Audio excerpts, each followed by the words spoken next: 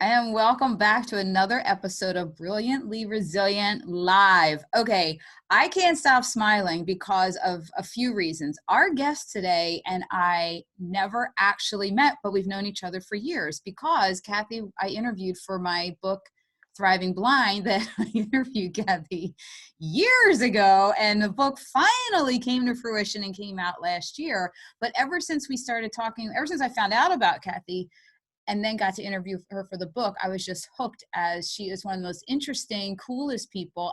And the fact that all three of us, my partner in crime here, Mary Fran Bontempo, and me, and our guest, Kathy Nimmer, are all teachers at heart in our DNA. And I guess Kathy's the only one that's still actually associated with classrooms and all. Me and Mary Fran are just kind of teaching everybody whatever comes to our minds that day these days.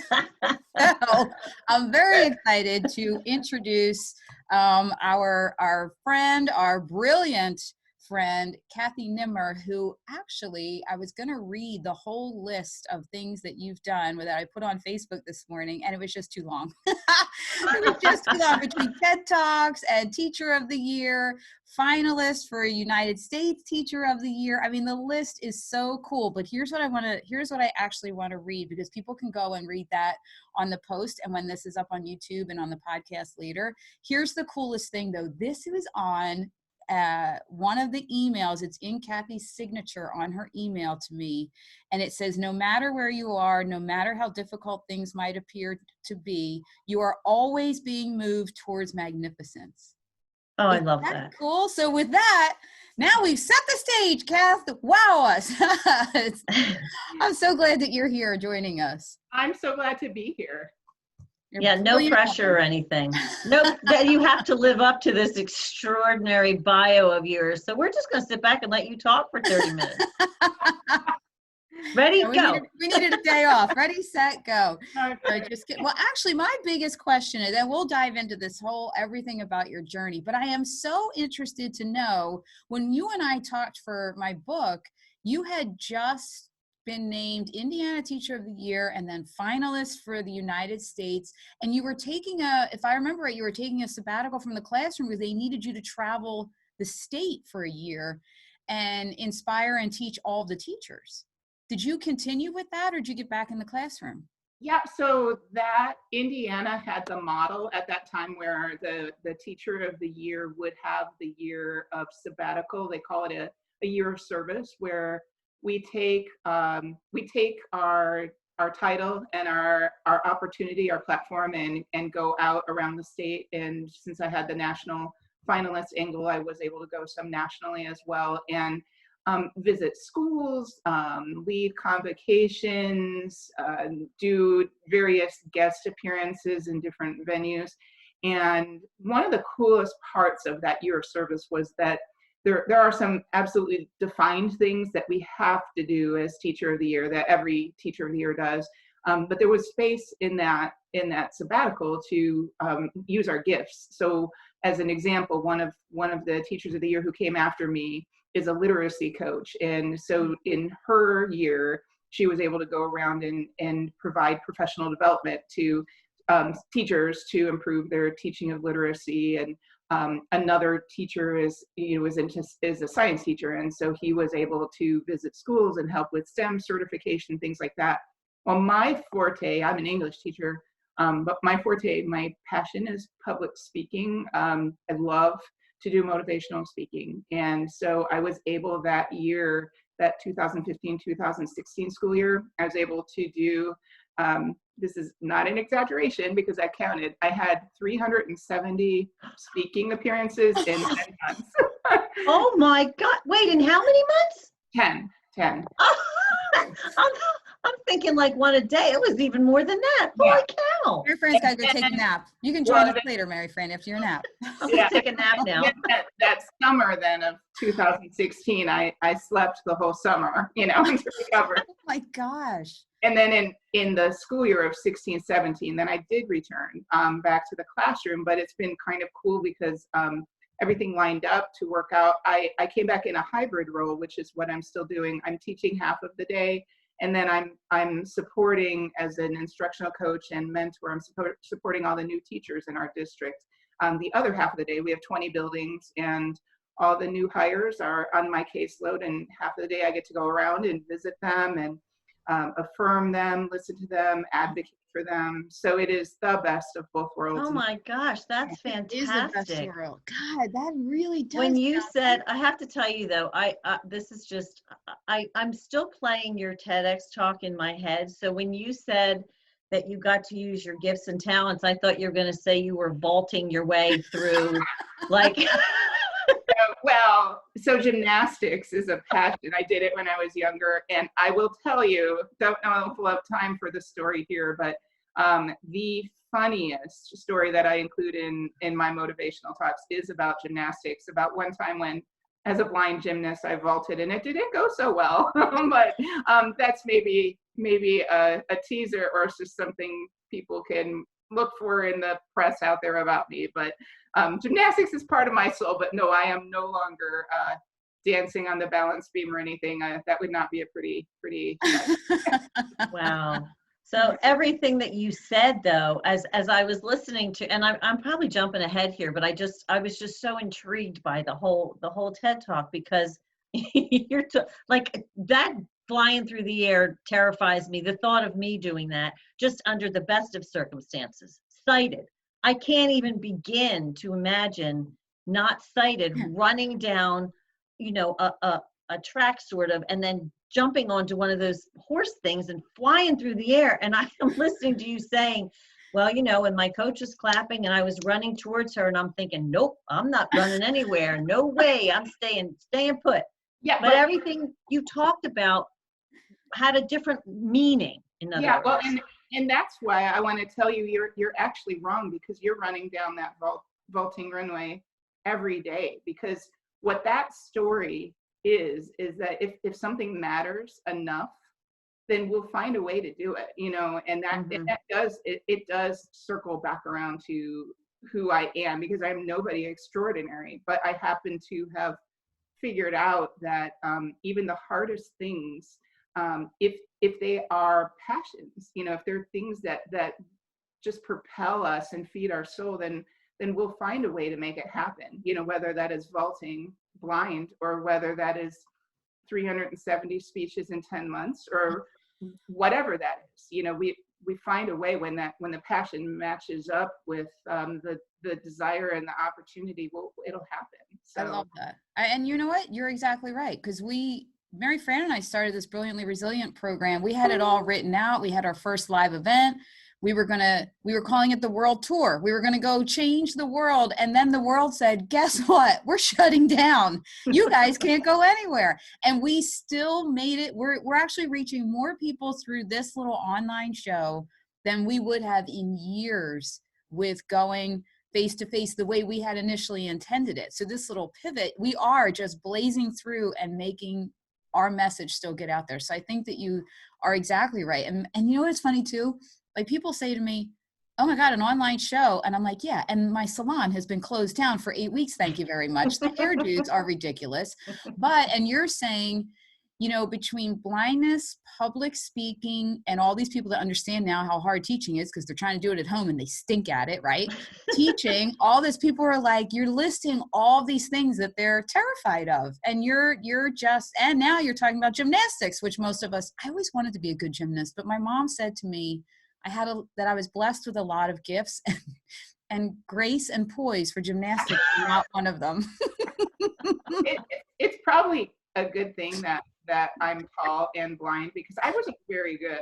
And so it's like, if I was short and sighted and had my skill level, my gymnastics career would have ended really early. But as it was, I was in a lane where I was competing against blind gymnasts with the same visual acuity. And it wasn't about being Simone Biles. It was about being ourselves, being authentically who we were. And that was people with the passion for the sport. And I think that's what it always comes down to. Just that passion and that drive, when it matches up with where your gifts are, you're going to find a way. I love that. And I think that something that you were just saying struck me. We don't always have to be the winner, because if we can win on our own personal level, it doesn't matter if we've bested someone else. It matters if we've bested our own fears and our own roadblocks, those things that we set up in our way. I mean, you clearly had many natural roadblocks with your vision and all of that, but most people set up their own roadblocks. And Well, if you can get beyond. Oh yeah, and I mean, so when I'm thinking of the time when I had the biggest roadblocks, it was kind of just the confluence of all of those factors when I was starting to teach. So I always wanted to be a teacher, especially after my vision started to decline in elementary school, and I was working more one-on-one with teachers, and then shifted to a school for the blind where I was working in close proximity to these amazing teachers, and so I wanted to be that person. But when it came down to that first day of school, when I was a blind teacher standing in front of sighted kiddos in a public high school, I forgot who I was because I was so afraid of doing something wrong. So I lost that focus of that authenticity and drawing from my innate skills and who I was. And I just wanted to make sure that I didn't do anything wrong, and became so cautious. So, and a lot of those things were tied to the blindness. So for instance, like I didn't want to bump into desks, so I didn't move. I stayed behind a podium. I didn't want to call a kid by the wrong name. So I didn't. I lectured. And, I didn't do interactive things. I'm pretty silly and spontaneous and free-spirited, but I became just so wary of being that way and not being able to read how it was being received, that I was all stiff and formal. So all of those things, along with the terror of being a new teacher, where you don't have a bank of experience to call upon. And I think to myself now, like, how did I not feel me losing myself? How did I not know that and stop? But I just was like, oh, I've got to do this right. And all of those choices I made, I thought were to protect me from doing something wrong, but all of those choices were wrong, because what was happening is the person I was, who was supposed to be this teacher to make a difference, I was curling up in this safe, protective corner, and the kids were out there and I was back here, and it was terrible. I mean, of course there were good moments, but I can honestly say that there's very little reason that they should have kept me on, because there were very bad moments, and it was bad classroom management. It was teachers talking behind my back. I had somebody in my department come to me and say, you don't clean up your act, and they're going to fire you. And I'm going to tell them that I agree. At my first open house with parents, I was giving my little overview, and a mom interrupted me, stood up in the middle of my presentation, and she said, my son should not have to be exposed to you as a blind person. I'm going to go talk to the school board. And she stomped out, and that was my first open house. And so, oh my gosh. How did you, okay, now I have to hear the rise story, because boy, talk about after that. Talk about a need to reset. How did you begin to climb out of that? I think I would have dug a hole and buried myself. Well, I was already in the hole, and I just didn't, I didn't know it. But there were times of absolute devastation. And of course, in hindsight, I see again why, because I wasn't being authentically who I am as a person. I was playing a role of this teacher person who did not match up with who I am. And so the rise came right after the shatter, literally. There were kids horseplaying right before my class, and one threw a book bag in a game of catch to another kid, and that kid has about as good catching skills as I do, I think. And the bag passed him and slammed into my classroom window and shattered it. and glass flew everywhere. And teachers and kids and administrators came running, and I'm standing there with a room full of shattered glass, literally, and everybody looking at me. And it was absolute failure. That was one of the hardest moments of my life. And it was right before spring break. So I went home and I cried the entire spring break. And I prayed that if I was not supposed to be a teacher, which was pretty clear I wasn't, that I needed to have a plan B, go on to something else. And nothing came to mind, nothing. And I'm very resourceful, I'm bright, I'm creative, all this. No second option came to mind. And so when I came back after spring break, I thought, what the heck? They're not going to renew me anyway, because they shouldn't, right? They shouldn't. And so I dropped all of that facade that I mentioned about not walking around, not interacting with the kids, all that. I dropped all those things. And I thought, I only have 2 months left to teach anyway, so I'm just gonna do whatever, be me. And shockingly, even though those kids were in quite a pattern already, there started to be these rising moments. There started to be these points of joy. And thankfully I had at least one of my observations, my evaluations during that time. And it wasn't perfect, but there were these, like, I like to think of it as just the a total midnight sky and these little sparks, just these little sparks. And I had a principal who believed in me. So they asked me back one more year, and I'm sure, I am positive, like 100%, if that year had gone badly, I wouldn't have kept on. But I think they saw the hope that I saw, that if I could start the class that way, start with kids that way, it would be good. And it was. And it wasn't like I suddenly acquired all these skills.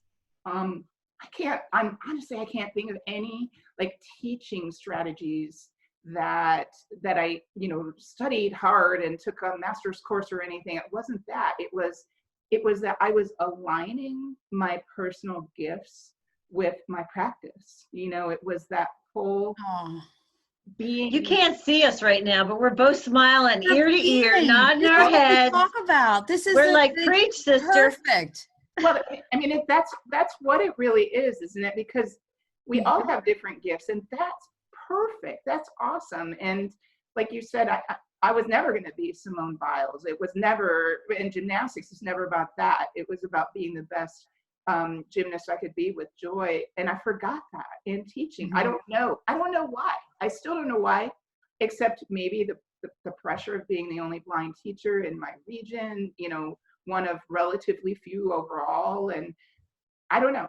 Well, you're young, walking into a high school. I mean, yeah, that's hard under the best of They're waiting for you to fail, man. They're just looking for anything. Oh, your collar's crooked? Let me talk about that for the rest of the day. Yeah, they're just looking for stuff.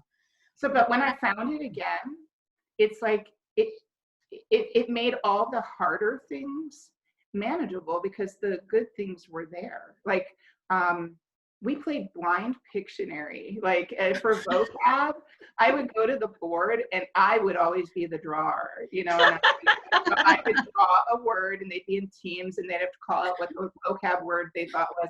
And a secret, which won't be a secret once this airs, is that I often drew worse than I actually could, just because to play into the blindness, and it's like, who is that teacher versus the one who was so scared to bump into the edge of a desk that I couldn't even get out from behind a lectern, And it's about that, again, matching up the gifts with the desire. And then it wasn't perfect, but it was great and it was worth it. And I'm finishing year 28 now. So wow. Glad I figured it out.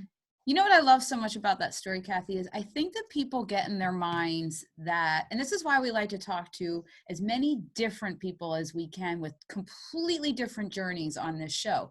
Because I think people get in their mind that, oh, okay, I'm going to have a reset moment where I'm going to look at this differently. And my rise is going to start at the bottom and the music will begin. And I'm going to just climb. And when they have another setback on that journey, they feel like, well, I wasn't supposed to do this. So I got to figure something, but it really is just like you said, there's a little rise and then this, and then another little one. And then you put all those together and look where you are now. It is quite the journey. And tied to that, in that journey, like because you are on the path that you're called to be on, the good things make the hard things more bearable, so like I think back to, I've certainly had other hard moments and other times where I remember when I won my first teaching award, about 5 years after that, there was another colleague in my building who told one of my friends that I won it because I was blind, so because I was blind. And I remember when my friend told me that, and I was thinking, I might actually decline this award. It was a Golden Apples Teaching Award.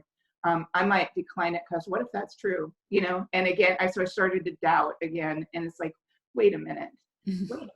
I'm not teaching for an award. We don't live life for awards. We live life to try to make the greatest impact we can, not for some noble trophy or title. It's not about that at all. It's about the joy of finding how your gifts match up with the work that you're doing. And I took that award, and I took that award as a recognition that I was on the right pathway and not at the destination where I was going yet. I'm still not there. I won't be there as long as I'm living, but I'm walking that walk authentically, and that helps in those shadow times and those valley times, because there are still plenty. It doesn't magically offer some perfect life, when you do this, but it makes the bigger picture clearer, I think, when you're looking for where your heart matches up with what you're doing.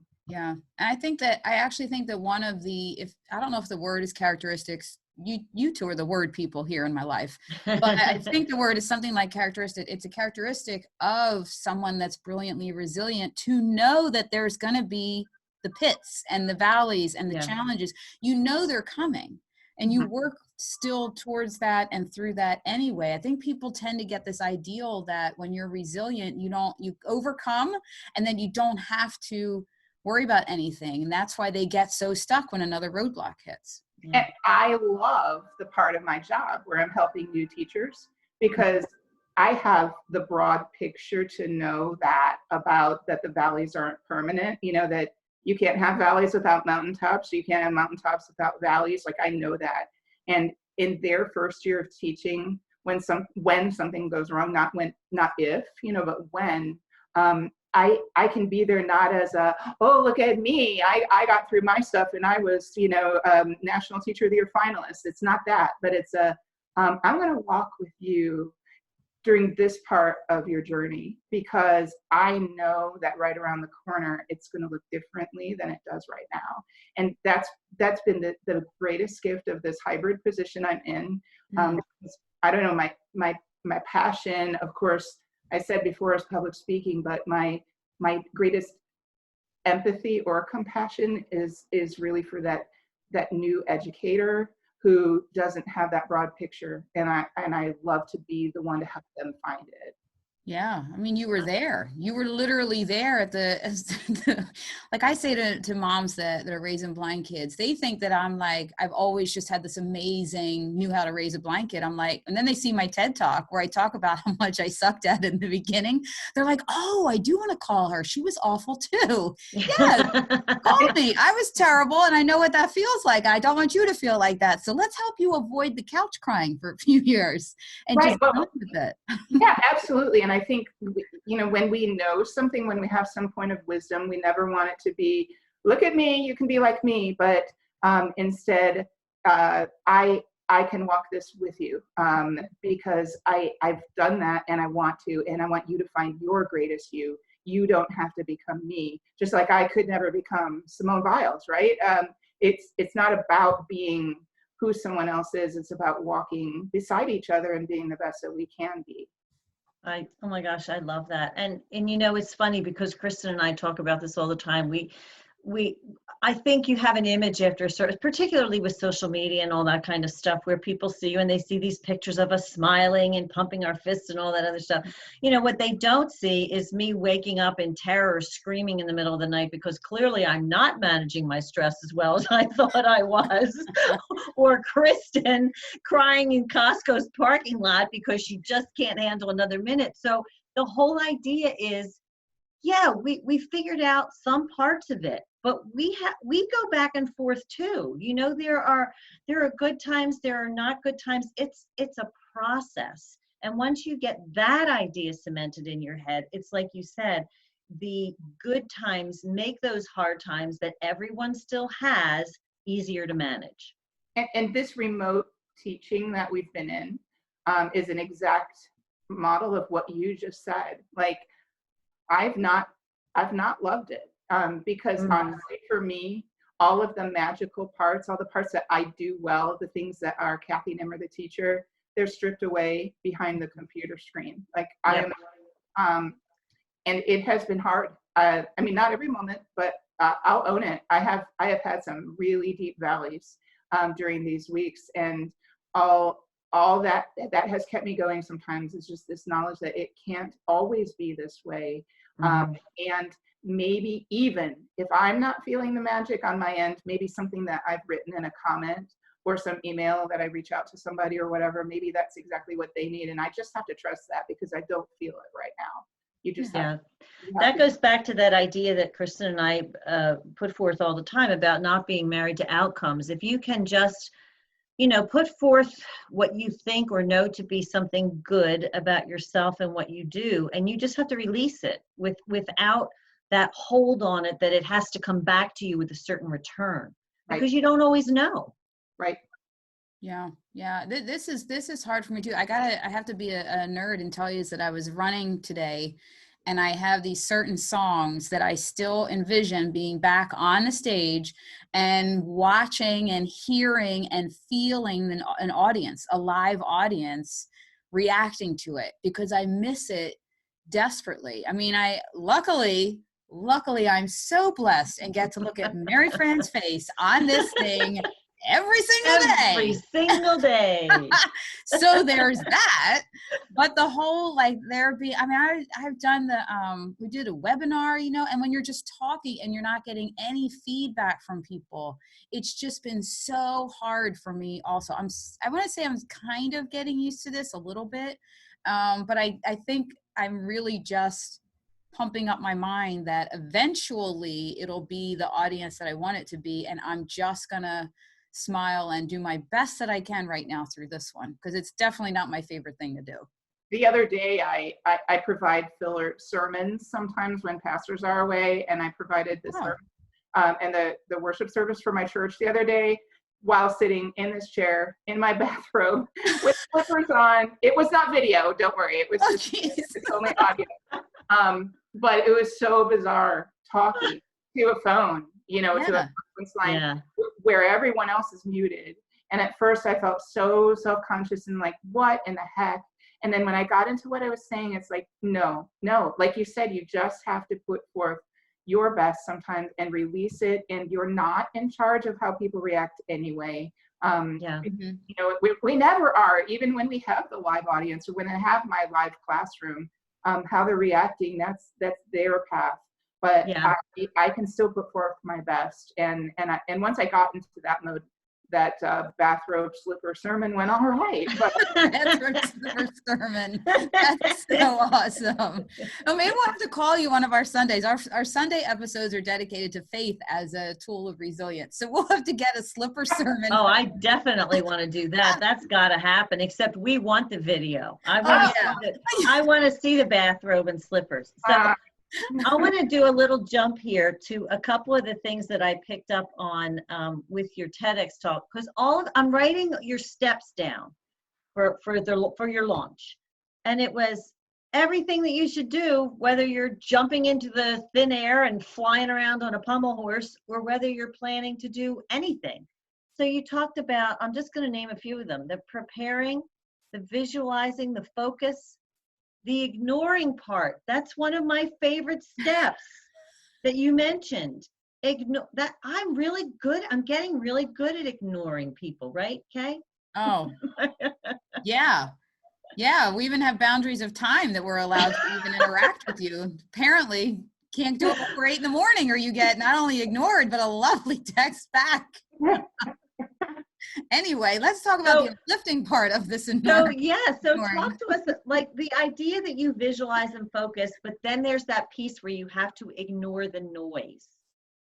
And I think that, that loops back to like even those two examples I gave where that colleague said that she would, that I'm going to get fired, or that other colleague said that I won that award because I'm blind. I almost didn't ignore those. But I think now, and I picture if I had listened to them, I would have maybe quit before getting fired. And all those kiddos who have enriched my life so much, and all of those incredible teaching moments. And I'm not talking about Teacher of the Year in the White House and such. I'm talking about those times like when I break through a struggling kiddo's wall, and we find a solution, and he goes forward, and he's he's succeeding wildly, like those moments. Or when I played the piano for a former student's wedding, like from start to finish, where my fingers provided her music, and she asked me to do that. Like, had I listened to that colleague, I would have quit. And I would have never had that. Or if I turned down that one award, how could I have ever accepted any other awards if I told myself that I was being chosen for these things because I'm blind, for no other reason? So we have to, of course, we have to listen to those around us to see what we have that we can take and grow from and use to better ourselves. But in the long run, it's a self-examination. And it's, again, what is your passion? Where are your gifts? And how do they align with what you're doing? And that's the real factor. And we have to listen to those answers more than to anything that might pull us off of our path. So that is a section that I want to just have on the recording. I want to take that and just, I want to play it for my kids. You brought tears to my eyes. I want to play it for all. I just feel like it is so meaningful, especially right now. Us starting this new business venture thing, and then the world shuts down, and we're like, are we crazy that we really believe that this is going to go somewhere? People that are trying to reset their business, families that are trying to reset after they've been together for 8 weeks, trying to figure, all these people trying to figure out, maybe I should quit this and go do something else. And what you just said about all those kids that would have missed out, and you would have missed out had you listened. And how many times do we stop? I almost stopped several things listening to some wackadoodles with things that they have no business saying to me. That was magnificent. Yeah. And I will add, we have to be careful about listening to the praise as well. So if we get our heads turned too much by seeking the pats on the back and the words of affirmation from others, then we can just as easily lose our way. Again, kind of a thing that I have in my head is, I don't need another standing ovation. Of course I love them, but that's not why I did any of those 370 speeches. Or any of these steps I've taken in my life. Like if I start craving that, then if I do a speech where nobody stands, then I call myself a loser, right? And I failed. And that's not true either. So we have to be cautious about listening to both the criticism and the praise. Wow. I love that. Brilliant. Okay, so now we need to know where people can find you, because they definitely need more Kathy Nimmer. I need more Kathy Nimmer. So I need to know where I can find you, because you're my new, Well, I told you, my friend, you got to go. If you would just get on Twitter, for heaven's sake, you could get the writing prompts that are you'll love them. Well, that I might need to do, because I'm constantly writing, but it's not always stuff that I want to write. It doesn't always feed my passion, so I may have to take you up on that. You'll find them very entertaining. And plus, Kathy, now I'm sorry, but you have to keep doing that, because that will get Mary Fran on Twitter, for heaven's sake. I'm like, could you please go retweet my tweet? I tag her.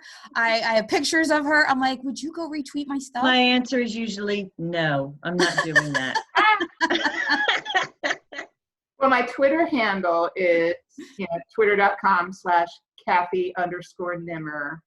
And that's my main professional location, and I'm on Facebook. I am not cool enough or young enough or whatever to be on Instagram, or I don't even know the other names of things. Well, it doesn't matter, because we are going to be putting your TEDx talk up on our Brilliantly Resilient Facebook page, because everybody's got to see that. Everybody's got to see that. So Brilliant. you have been amazing. Thank you for joining us today. Thanks for having me. I'm so glad that you did this. I'm so glad that we actually got to have a conversation after all these years of our first one. And I also want to thank you for the thing that you said that really reset me as a parent when we talked about the book. And the thing was, you said, and I want every parent to hear it, every child will get to the top of their mountain, but their path is probably going to look a lot different than you planned. And I think I know that stays in my head all the time as a mom, with my kids deciding to go against what I believe they should be doing. And I've actually used that a lot of times. And then I say that I realized after talking to you that my role with my kids was to get them what they need and follow their lead and let them take the path. So I appreciate what you do for me as a teacher, as a mom, and what the impact is that you've had on this world. So thanks so much for being here with us, and for being you, and for all that you do. Great. Are you ready now to put a blindfold on and run down that vaulting runway? No. Go, my friend, go. No, I am not. I'll put it on Twitter when you do it. My teacher is actually starting an Instagram account for. There you go. That'll be the new thing. People will be putting a blindfold on, and I'll be the stander at the ender and clapper. That's what I'll be. No, you'll be MFB, the vaulter. I love it. All right. Thanks, everybody, for tuning in to another episode of Brilliantly Resilient Live. And we will see you tomorrow, because we're here every day. Bye-bye, everyone.